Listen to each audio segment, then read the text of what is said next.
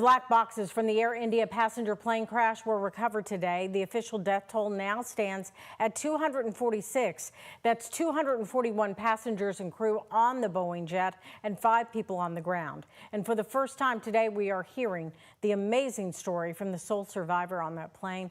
ABC's chief international correspondent is on the scene for us in India. Today in Ahmedabad, India, aviation investigators have retrieved the black box from the largely intact tail section of that doomed Air India Boeing 787 Dreamliner. One of the boxes is damaged, but officials think they can still retrieve its information.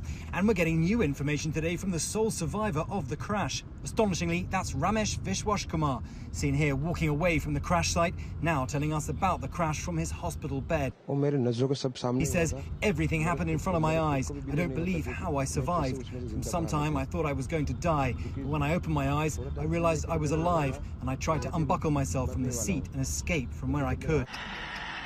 Stunning video shows the jet taking off, reaching about 600 feet, but then clearly struggling to gain altitude. Ramesh remembers that moment. After the takeoff, within a minute, it felt like the plane came to a standstill for 5 to 10 seconds. I could feel engine thrust increasing to go up, but it crashed with speed.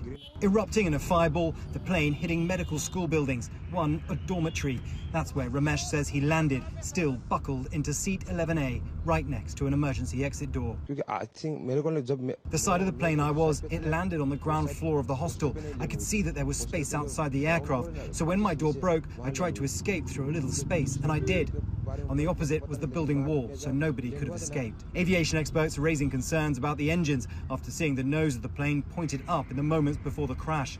They point to an issue of thrust. Other experts point to the position of the wing flaps and the fact the landing gear was still down. Ramesh's brother, who was also on the plane, is among the missing. Ramesh is being treated for bruises and burns. James Longman, ABC News, Ahmedabad, India. An aviation consultant, John M. Cox, said the video of the last moment of that flight raises questions about whether the flaps and slats were set correctly for takeoff.